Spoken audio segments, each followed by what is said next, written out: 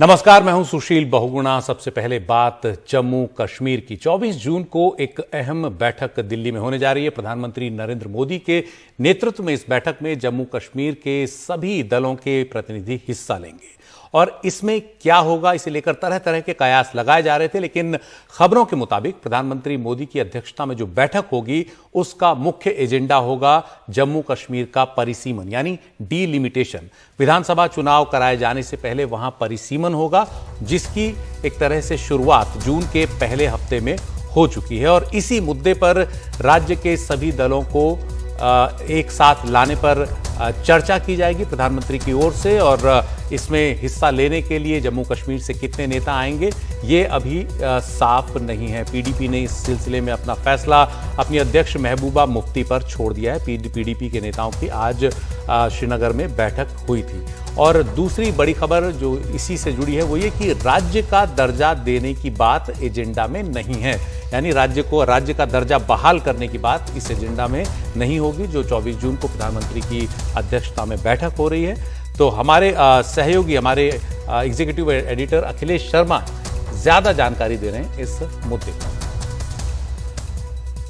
देखिए, अभी तक जो एजेंडा है उसके बारे में किसी भी दल को बताया नहीं गया है कि एजेंडा क्या है इस बैठक का, लेकिन सूत्रों के हवाले से जो हमें जानकारी मिली है उसके मुताबिक ये कहा जा रहा है कि इस बैठक में जो परिसीमन की कवायद जम्मू कश्मीर क्षेत्र में शुरू हुई है उस पर सभी राजनीतिक दलों से चर्चा होगी।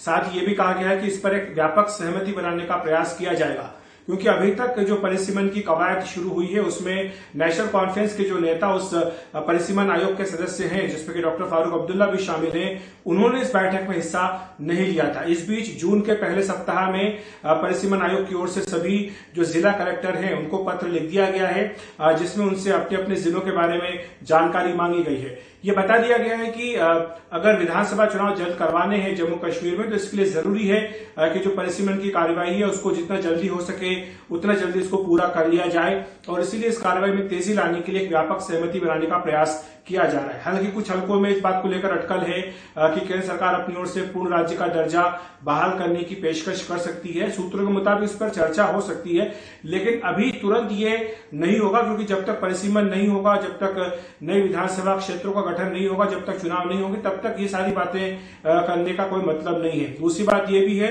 कि पूर्ण राज्य का दर्जा बहाल करने के लिए संसद की अनुमति की जरूरत होगी, उसके बिना ये नहीं हो सकता है। और साथ ही जो कुछ हलकों में ये मांग की जाती है कि इसकी स्पेशल स्टेटस जो 370 की वजह से बहाल थी उसको दोबारा लागू किया जाए, तो वो सरकारी सूत्रों ने बिल्कुल स्पष्ट इनकार कर दिया कि वैसा नहीं होगा।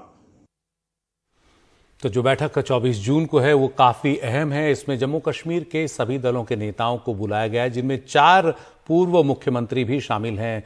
महबूबा मुफ्ती उनमें हैं, फारूक अब्दुल्ला हैं, इसके अलावा गुलाम नबी आज़ाद हैं और उमर अब्दुल्ला हैं। और भी दलों के नेता इस बैठक में रहेंगे, लेकिन अभी उन्होंने ये तय नहीं किया है कि कौन सी पार्टी किसे भेजेगी। श्रीनगर में इस सिलसिले में आज पीडीपी की एक अहम बैठक हुई। बैठक में इस बात पर विचार हुआ कि क्या प्रधानमंत्री की अध्यक्षता में 24 जून को हुई बैठक में जाना चाहिए या नहीं। बाद में सभी नेताओं ने इस पर फैसला लेने का दारोमदार अपनी अध्यक्ष महबूबा मुफ्ती पर छोड़ दिया।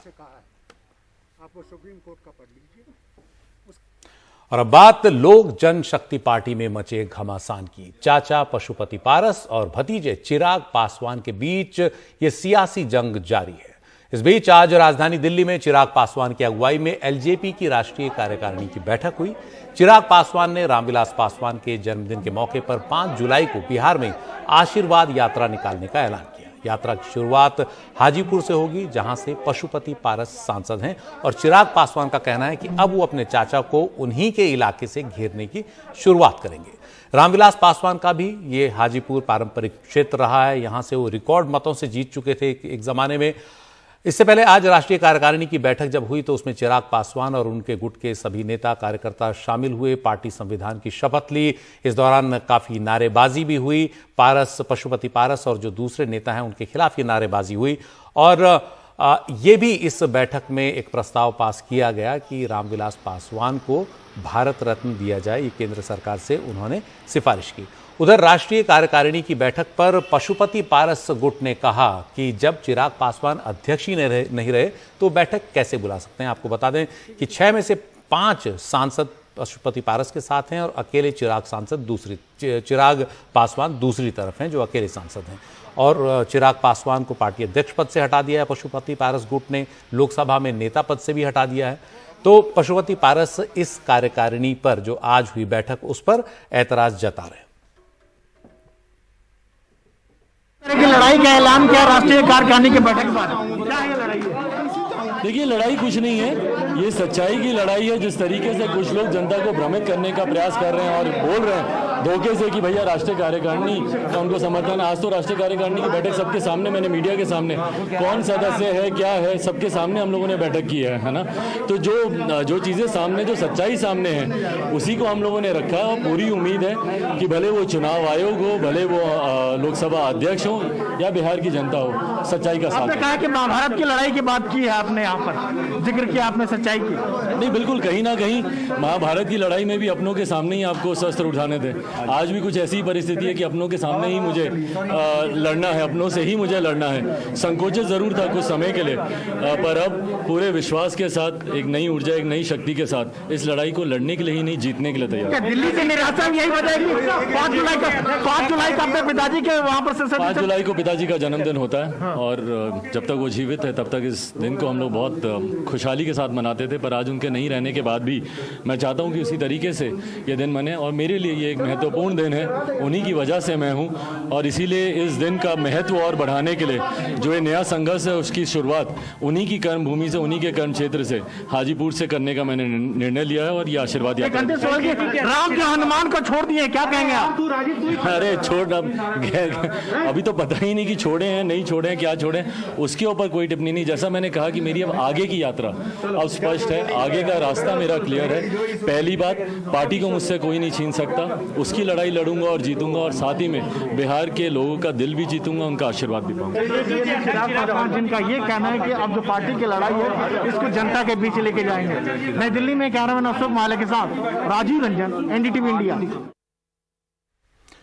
कोरोना की दूसरी लहर उतार पर दिख रही है, लेकिन इस महामारी के दौरान तमाम ऐसे पहलू भी देखने में आए जो शर्मनाक हैं। खासतौर पर नकली दवाओं का गोरख धंधा खूब फला फूला इस दौरान।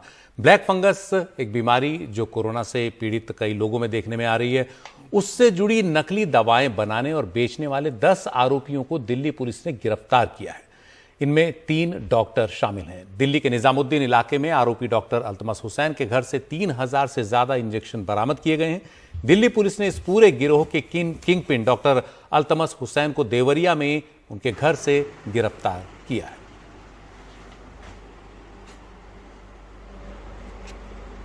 जो पहली रेड हुई इसमें वसीम खान नाम का एक आदमी अरेस्ट किया गया। वसीम खान ने बताया कि वो मयंक तलूजा नाम के एक लड़के के लिए, एक पर्सन के लिए काम करता है, और उसी चेन में जब मयंक तलूजा हमें मिला तो उसने उस मेडिकल स्टोर के अलावा बताया कि उसको जो सप्लाई आ रही है शिवम भाटिया करके एक आदमी है, जो शिवम भाटिया उनको सप्लाई कर रहा था। शिवम भाटिया की चेन आगे जब चली, शिवम भाटिया ने हमें कुछ लोगों के, डॉक्टर आमिर और फैजान, 2 लोग थे जिनके नाम बताए। इनमें से ये एक आमिर जो है वो डायरेक्टर है इसके मेडीज हेल्थ केयर के, और जो फैजान है वो डायरेक्टर है इसी कंपनी में। उन लोग को फिर फाइनली हम लोगों ने अरेस्ट किया। तो सोर्स की जब इन्वेस्टिगेशन की गई, एक डॉक्टर अल्तमस हुसैन जो कि इस पूरे मामले में किंग पिन है, उनका नाम रिवील किया गया। पता चला कि डॉक्टर अल्तमस हुसैन इस टाइम देवरिया में है, जहां के वो ओरिजिनली निवासी हैं। देवरिया टीम भेजी गई और डॉक्टर अल्तमस हुसैन को भी हमारी टीम ने अरेस्ट किया। टोटल अब तक इस मामले में 10 लोग अरेस्ट किए जा चुके हैं। डॉक्टर अल्तमस हुसैन से जो अब तक की पूछताछ है उसमें पता चला है कि उन्होंने 300 जो वायल्स थी वो एक्सपायर्ड एम्फोटेरेसिन की वायल्स थी, वो ली हैं।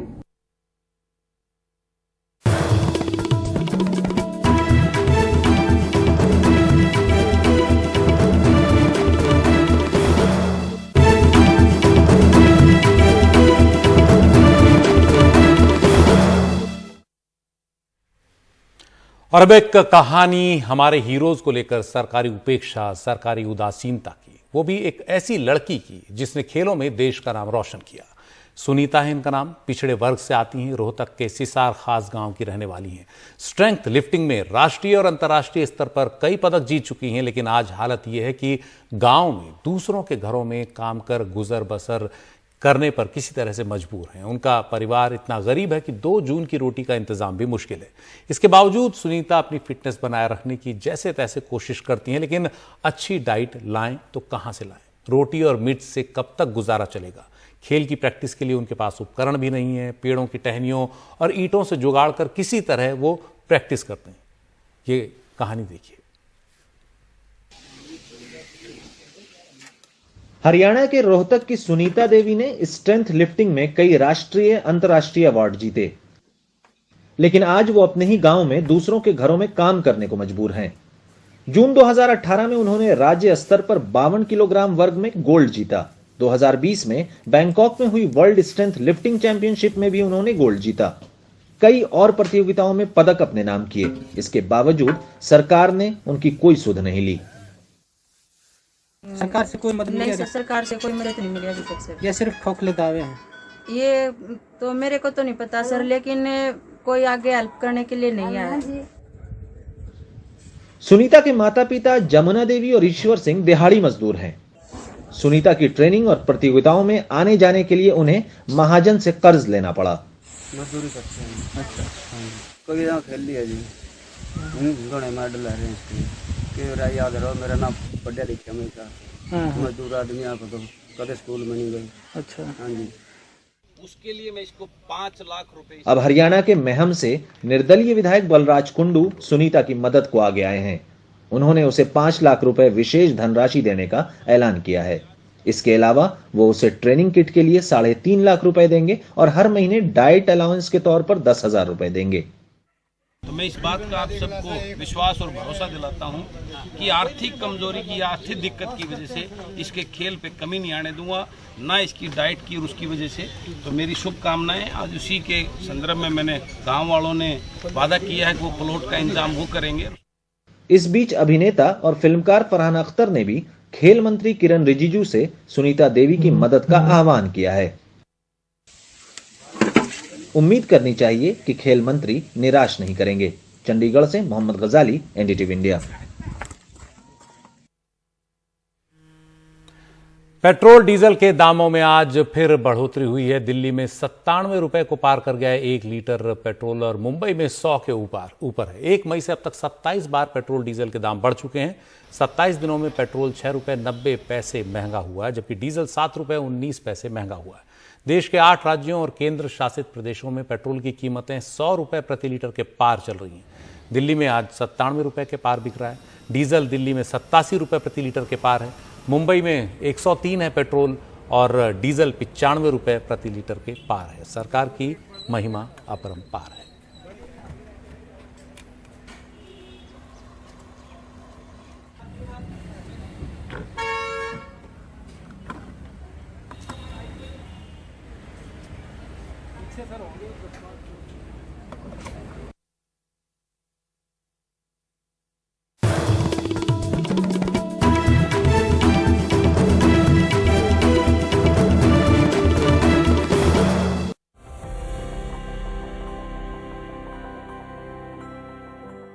नमस्कार, मैं हूं अदिति राजपूत। एनडीटीवी गूगल की खास मुहिम वैक्सीनेट इंडिया लेकर हाजिर है, क्योंकि वैक्सीन ही है जो हमें कोरोना से बचा सकती है। कोरोना अपने साथ कई और परेशानियां भी लाता है, ये बात हम कई मामलों में देख चुके हैं। कुछ मरीजों जिन्हें डायबिटीज नहीं थी, उन्हें इस दौरान बढ़ा हुआ शुगर लेवल झेलना पड़ा। कई मरीज म्यूकोरमाइकोसिस से जूझे, जिसे ब्लैक फंगस भी कहते हैं, और कई बार नजरअंदाज करने पर यह खतरनाक भी साबित हुआ है। कैसे इससे बचा जाए, क्या सावधानियां बरतें, इस सब पर बात करने के लिए हमारे साथ जुड़ रहे हैं doctor Manish Munjal, senior ENT surgeon है, सरगंगाराम अस्पताल दिल्ली में। डॉक्टर मुंजाल, बहुत शुक्रिया आपने वक्त निकाला हमसे बातचीत करने के लिए। सबसे पहले डॉक्टर साहब, यहाँ पर अभी भी लोग गूगल पर जाकर देखते हैं कि म्यूकोरमाइकोसिस क्या है, कैसे होता है, कैसे पहचाने इसे, कि इसके लक्षण क्या है जिन्हें ब्लैक फंगस हुआ है। जी, हम लोग इस पे कार्यक्रम आपके लोगों के माध्यम से पहले भी काफी चर्चा कर रहे हैं, लेकिन डेफिनेटली थोड़ा समझने में इसमें एक कठिनाई है, क्योंकि ये रेयर इन्फेक्शन है। बात दरअसल ये है कि जैसे आपने बिल्कुल ठीक कहा, जब कोविड के मामलों के बाद कई लोगों की धारणा है कि कोविड इन्फेक्शन की वजह से म्यूकरमाइकोसिस होता है। ये एक्चुअली सही नहीं है। कोविड में जो इम्यून सिस्टम में कमी आती है वो तो एक छोटा सा कारण है ही, बट इससे ज्यादा कोविड के अंदर जो डायबिटिक मरीज हैं या जिन लोगों का शुगर बॉर्डर लाइन था और उनको मॉडरेट या सीवियर कोविड के लिए स्टीरॉयड थेरेपी दी गई काफी मात्रा में, या काफी सारे एंटीबायोटिक्स दिए गए, या और सीवियर मामलों में टोक्लुजिमैब नाम की इम्यून सप्रेसर्स दिए गए, क्योंकि वो जरूरी था उनकी जान बचाने के लिए, उनके लंग फंक्शन में साइटोकाइन स्टॉर्म से डैमेज बचाने के लिए। ऐसे लोगों में जिनको इम्यून सिस्टम था वो डाउन हो गया और उसकी वजह से कुछ अपॉर्चुनिस्टिक, यानी कि वो इन्फेक्शन जो वैसे आमतौर पर होते नहीं, हवा में रहते हैं, लेकिन हमारे शरीर में काफी अंदरूनी स्ट्रेंथ होती है उसको रोकने के लिए, उन इन्फेक्शंस को शरीर के अंदर एंट्री मिली। और इनमें से जो एक घातक इन्फेक्शन है वो एक फंगल इन्फेक्शन है, इन्वेजिव फंगल इन्फेक्शन, जिसको राइनोसेरेब्रल म्यूकरमाइकोसिस कहते हैं। ये इन्फेक्शन होता है एक फंगस की किस्म से जिसका नाम है राइजोपस स्पीशीज, और ये फैमिली म्यूकोरेल से ताल्लुक रखती है, जिसकी वजह से इसको अब म्यूकरमाइकोसिस कहा जाता है। ब्लैक कलर की नहीं होती फंगस एक्चुअली, लेकिन क्योंकि ये शरीर में जब जाके बहुत तेज तरीके से टिश्यूज वगैरह डैमेज करती है तो वो वाले हिस्से डॉक्टर्स को और कभी कभी पेशेंट्स को भी अगर वो स्किन पे आ जाए तो काले रंग के दिखते हैं और काफी डेड यानी सूखे हुए और खराब तरीके से दिखते हैं, तो उसको हम ब्लैक फंगस इस वजह से कहते हैं। वैसे तो गलत नाम है, लेकिन फिर भी इसको क्योंकि एक नाम मिला है और लोगों के लिए समझने में आसानी हुई है, तो इसलिए कुछ लोग इस वजह से भी समय पे अस्पताल पहुंच पाए जिन लोगों ने ये फटाफट लक्षण देख लिए और लेकर अस्पताल आए। तो मैं इसके बहुत अगेंस्ट भी नहीं हूं कि अगर आप ब्लैक फंगस इसको कहें और इसकी वजह से इलाज जल्दी हो सके तो। जी डॉक्टर साहब, आपने कई मामले देखे हुए हैं, कई मरीज देखे हुए हैं, उनको ऑपरेट भी किया है। जिन लोगों को वैक्सीन की 1 या 2 डोज लगी, क्या उनमें ब्लैक फंगस की गंभीरता कम देखने को मिली है? जी हमारे वैक्सीनेटेड पेशेंट्स में 94% से ज्यादा पेशेंट्स को जो फुली वैक्सीनेटेड थे 2 डोज प्लस जो उसके बाद का समय होता है जिसमें एंटीबॉडीज बनते हैं 3 से 4 हफ्ते, ऐसे केसेस में मॉडरेट और सिवियर सिम्टम्स की कमी 90 से 94% तक देखी गई है। यानी कि माइल्ड सिम्टम्स में ही ऐसे लोग ठीक हो गए हैं, जिसका मतलब बहुत साफ है कि अगर आपको इसके बाद कोविड हुआ भी है तो आपको ज्यादा एंटीबायोटिक्स या ज्यादा घातक स्टेरॉइड्स जैसे दवाइयों का इस्तेमाल करने की जरूरत नहीं पड़ी है। और उस वजह से आप ऐसे लोगों में कोविड इन्फेक्शन महज एक वायरल इन्फेक्शन की तरह, जैसे खांसी जुकाम का बुखार होता है, ऐसे करके निकल गया, और ऐसे लोगों में म्यूकरमाइकोसिस जैसी बीमारी लगभग नहीं दिखी। लेकिन हाँ, एक कुछ बहुत छोटी परसेंटेज में, क्योंकि कुछ पेशेंट्स प्री डायबिटिक थे या रीनल ट्रांसप्लांट या ये अपना किडनी ट्रांसप्लांट के पेशेंट्स थे, लिवर ट्रांसप्लांट के पेशेंट थे, ऐसे कुछ लोगों में हमारे को ये देखने में आया कि ऐसे लोगों में थोड़ा बहुत म्यूकरमाइकोसिस दिखा है। लेकिन मैं ये समझता हूँ उसको कोविड से रिलेट करना थोड़ा मुश्किल होगा। जी, बहुत महत्वपूर्ण जानकारी यहाँ पर आपने ये दी है कि किस तरह से इसे समझा जाए, पकड़ा जाए, और नज़रअंदाज नहीं करेंगे तो म्यूकोरमाइकोसिस की जो खतरनाक स्थिति है उससे बचा जा सकता है। और जैसा कि डॉक्टर साहब ने कहा कि अगर आपने वैक्सीन की 1 या दोनों डोज लगवा ली है तो आप इसकी गंभीरता से और कोरोना की गंभीरता से जरूर बच सकते हैं। तो देर बिल्कुल ना करें, अपना वैक्सीन जरूर लगवाएं। डॉक्टर मनीष मुंजाल, इस महत्वपूर्ण जानकारी के लिए आपका बहुत शुक्रिया।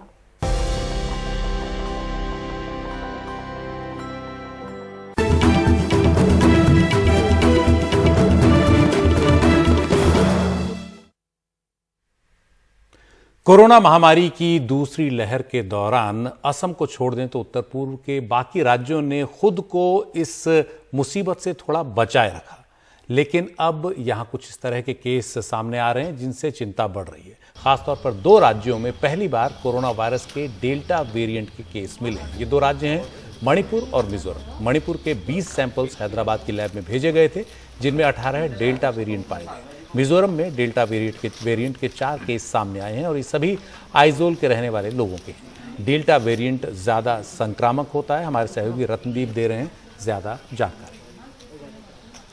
जबकि पूरे देश में अब देखा जा रहा है कि जो कोरोना वायरस के वेरिएंट है उसमें सबसे जो ज़्यादा सबसे डोमिनेंट है और सबसे ज़्यादा जो तेजी से फैलता है वो है डेल्टा वेरिएंट। अब उत्तर पूर्व के 2 राज्यों में डेल्टा वेरिएंट पाए गए हैं। मणिपुर और मिजोरम के जो सैंपल्स भेजे गए थे राज्य के बाहर टेस्ट के लिए, वहां पे डेल्टा वेरिएंट पाया गया है। और मणिपुर में तो 20 सैंपल में 18 सैंपल में डेल्टा वेरिएंट पाया गया है। तो ये एक चिंता की विषय रहेगी राज्य सरकारों के लिए, क्योंकि ये ऐसे 2 राज्य हैं जहां पे कि लॉकडाउन बहुत दिनों से चल रहा है और इसके बाद भी जबकि कोविड के मामले घटे हैं, मगर इस बार जो दूसरा फेज है कोविड का उसमें देखा गया है कि इन दोनों राज्य में जो मरने वालों की संख्या ज्यादा है और अफेक्टेड होने वाले लोगों की संख्या भी ज्यादा है। पॉजिटिविटी रेट बहुत ज्यादा हो चुका था, अभी थोड़ा नीचे आया है, मगर अभी भी नेशनल एवरेज से वहां पे सिचुएशन जो कुछ बेहतर नहीं है। और इसके चलते अब राज्य सरकार, दोनों ही राज्य सरकार अब एक नई स्ट्रेटजी के साथ इस सिचुएशन को मुकाबला करेगी। और इसके चलते अब असम सरकार ने यह फैसला किया है जो लोग कोमॉर्बिडिटी इश्यूज से जूझ रहे हैं, जैसे डायबिटीज है, जिनका किडनी फेलियर या फिर किडनी ट्रांसप्लांट के केसेस हैं या फिर कैंसर के जो केसेस हैं, उनके लिए एक स्पेशल वैक्सीनेशन ड्राइव किया जाएगा, क्योंकि कोमॉर्बिडिटी रिलेटेड डेथ्स इस बार सेकंड फेज में असम में भी बहुत ज्यादा हुए हैं। और इसके साथ ब्लैक फंगस के केसेस भी फिर से असम में उभरने लगे हैं। तो ये सब सिचुएशन को मिला के जो सिचुएशन बन रहा है उत्तर पूर्व में, जबकि पूरे उत्तर पूर्व में ही जो कोविड के वायरस के जो संक्रमण के मामले कम हो रहे हैं, डेथ के मामले कम हो रहे हैं, मगर जो आशंका बनी हुई है वो आशंका तीसरे फेज के लिए है कि क्या तीसरा वेव हिट करेगा देश को, और अगर हिट करेगा तो उत्तर पूर्व में क्या इंपैक्ट रहेगा। सभी राज्य सरकार इसके लिए तैयारी कर रही है। और इसके बीच अब डेल्टा वेरिएंट का पाया जाना एक कंसर्न, एक नया चैलेंज के हो सकता है। और मणिपुर और मिजोरम अब इससे जूझने के लिए तैयार है। राज्य सरकार के जो सूत्रों से हमें ये पता लगा है और जो सीनियर ऑफिशियल्स हैं वो ये बोल रहे हैं कि ये जो सिचुएशन है, इस सिचुएशन के ऊपर उनका कंट्रोल है और लॉकडाउन को एक्सटेंड करके यहाँ पे जो चेन है उसको तोड़ने की कोशिश अभी भी जारी है उत्तर पूर्व के सभी राज्यों में। असम को अगर आप छोड़ दे तो बाकी सभी राज्यों में स्ट्रिक्ट लॉकडाउन है, असम में पार्शियल लॉकडाउन है और इसका एक पॉजिटिव असर भी दिख रहा है। और अब बात दिल्ली की, जहां कोरोना के केस अब काफी कम हो गए। बीते 24 घंटे में 124 केस सामने आए, 7 लोगों की कोरोना से मृत्यु हुई और जो दर है, पॉजिटिविटी रेट है, वो 0.17% है। इस सब को देखते हुए दिल्ली में रियायतें और बढ़ा दी गई हैं। कल से 50% क्षमता के साथ दोपहर 12 बजे से रात 10 बजे तक बार्स खुल सकेंगे। रेस्तरां खुलने का समय भी 4 घंटे बढ़ाकर सुबह 8 से रात 10 बजे कर दिया गया है। पिछले हफ्ते सुबह 10 बजे से रात 8 बजे तक रेस्टोरेंट खुल रहे थे। कल से पार्क, गार्डन, गोल्फ क्लब भी खुल सकेंगे। साथ ही आउटडोर योगा एक्टिविटी की इजाजत मिल गई है। कल यानी 21 जून को अंतर्राष्ट्रीय योग दिवस भी है। ऐसे में योग की आउटडोर एक्टिविटी को इजाजत मिलना भी एक अच्छी खबर माना जा रहा है। लेकिन ये भी देखने में आ रहा है कि जैसे जैसे लॉकडाउन में रियायत मिल रही है, लोग लगातार भूलते जा रहे हैं कि वो किस महामारी से गुजरे हैं और सोशल डिस्टेंसिंग कम हो रही है, मास्क भी कई जगहों पर नहीं दिख रहे हैं। तो इसका जरूर ध्यान रखा जाए।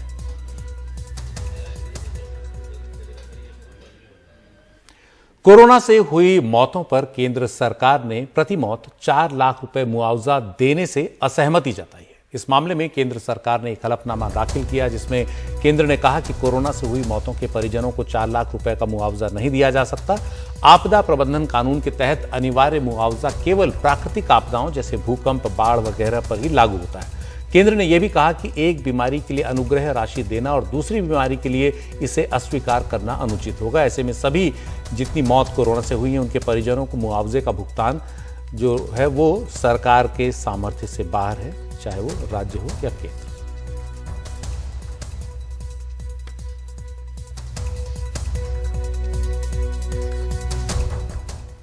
आज दुनिया भर में फादर्स डे मनाया जा रहा है। अपने पिता को आज सभी लोग अपने अपने तरीके से याद कर रहे हैं, उनको याद करते हुए भावुक हो रहे हैं, अपनी जिंदगी में उनकी भूमिका का एहसास कर रहे हैं और उनके प्रति कृतज्ञता व्यक्त कर रहे हैं। कई लोग ये महसूस कर रहे हैं कि उनके पिता उनके साथ हैं, तो ये कितना बड़ा आशीर्वाद है, और पिता अगर साथ नहीं है तो कितनी बड़ी एक तरह से तकलीफ है पिता के बिना उनका होना। तो ऐसे ही अपने पिता को एक याद किया एक डॉक्टर ने भी, जिन्होंने महामारी के दौरान अपने पिता को खोया। ये हैं डॉक्टर आदित्य गुप्ता, जिनके पिता का निधन पिछले महीने जब हुआ तो ट्विटर पर वायरल हुआ। उन्होंने फादर्स डे पर एनडीटीवी से खास बात की। आपसे बात करना चाहेंगे, ये पहला फादर्स डे है जब आपके लिए चीज़ें डिफरेंट हैं, जो उनका बैटल रहा ल्यूकीमिया से, कोविड से, अब इस फादर्स डे पे आप उन्हें किस तरह याद करते हैं? Death is not troubling me that much, और दैट इज़ नॉट दैट उसकी वजह से मैं उतना दुखी नहीं हूँ जितना दुखी मैं हूँ कि मैंने अपने सबसे अच्छे दोस्त को खोया है। समवन जिससे मैं आई कुड शेयर एवरीथिंग, जिनके साथ मैं अपनी ज़िंदगी की हर छोटी से छोटी और बड़ी से बड़ी चीज़ बता पाता था। अभी बहुत रिसेंटली मेरे को ये लगता है कि जैसे कि 9 साल पहले एक ज़माने में when I was preparing for my entrances 12th के बाद जब AFMT में I got in rank 6th, उस समय he called me up from Ahmedabad. I was in Delhi and he called me up and told me that Aditya, he used to call me Kolu पूरे प्यार से, कोलू तेरी rank 6th आई है, and that is the happiest moment of my life. That's like I have never felt that happy ever. Even not even now, not even anything, not even getting engaged got me that happy as much as I got. इतना मैं खुश हुआ था when he called me up and said that. And he used to tell me at that point of time that, you know, that how happy and how proud he is of me. वो कितना खुश है कि जो मैं कर रहा हूँ. And वो खुद Air Force में थे, and he was like a big part of the society that was helping building of this nation. But at the same point of time, he always used to say, and he used to say कि I'm so happy that you are a doctor and you are, you know, contributing to the society, and you are making an effort, and you're making a difference on a day-to-day, on a person-to-person basis. और बात monsoon से, कई इलाकों में हो रही भारी बारिश की। दिल्ली को अभी मानसून का इंतजार है। दिल्ली में अब तक आ जाना चाहिए था मानसून, जिस तरह का पूर्वानुमान था, लेकिन नहीं आया। उधर पश्चिम बंगाल के दुर्गापुर में भारी बारिश हो रही है मानसून के चलते। लगातार जल स्तर बढ़ने के बाद यहाँ बैराज से पानी छोड़ा गया है। बारिश की वजह से कई इलाकों में जनजीवन अस्त व्यस्त भी हो गया है।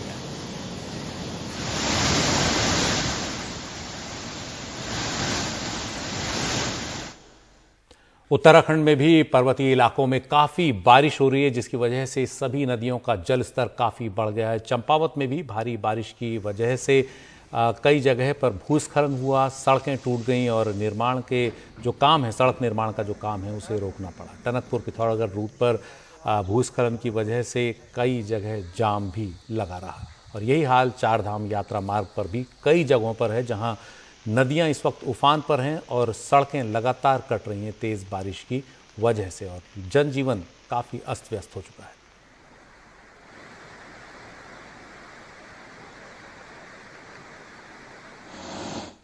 और भारी बारिश की वजह से हरिद्वार में भी गंगा नदी का जलस्तर बढ़ गया है, और लक्सर तहसील में कई लोग बढ़े हुए पानी के बीच फंस गए। एसडीआरएफ और जिला प्रशासन की टीम ने इन लोगों को निकाला, सुरक्षित जगहों पर पहुंचाया।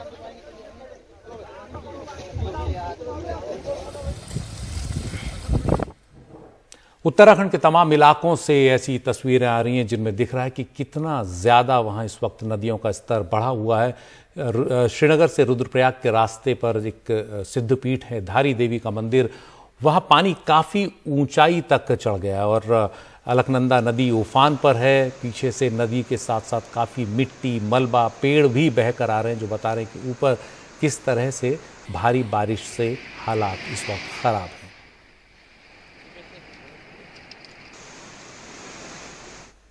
तो पूरे उत्तर भारत के अधिकतर इलाकों में भारी बारिश है, नदियों का जलस्तर बढ़ा हुआ है। वाराणसी में भी गंगा नदी का जलस्तर बढ़ गया है। लोगों को सावधान रहने को कहा गया है और तटीय इलाकों से दूर रहने को कहा गया है। पटना में भी गंगा का जलस्तर बढ़ गया है। लोगों को घाटों से दूर रहने को कहा गया है ताकि कोई हादसा न हो।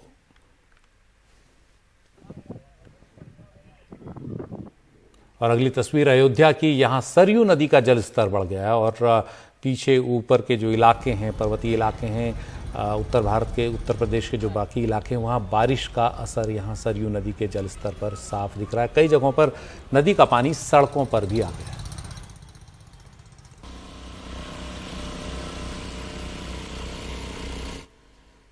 उधर उत्तर प्रदेश के बरेली में भारी बारिश के चलते कई इलाकों में पानी भर गया और इससे जो है लोगों को काफ़ी दिक्कतों का सामना करना पड़ा है। रोज़मर्रा के कामकाज में काफ़ी दिक्कत हो रही है। आप देख सकते हैं गलियों के बीच जैसे नहर बह रही है।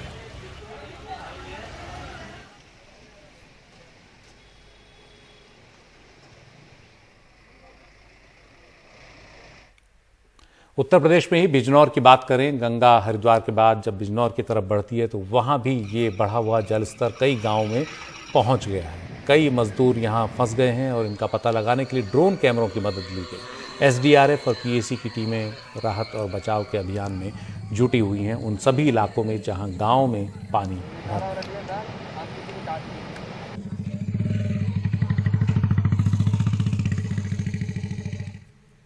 और उत्तर प्रदेश के संभल में भी भारी बारिश के बाद कई जगह पानी भर गया। ये तस्वीरें जिला अस्पताल की हैं जो पानी में डूबा हुआ है और लोगों को कितनी तकलीफें होंगी, दिक्कत होंगी, इसका आप अंदाज़ा खुद ही लगा सकते हैं।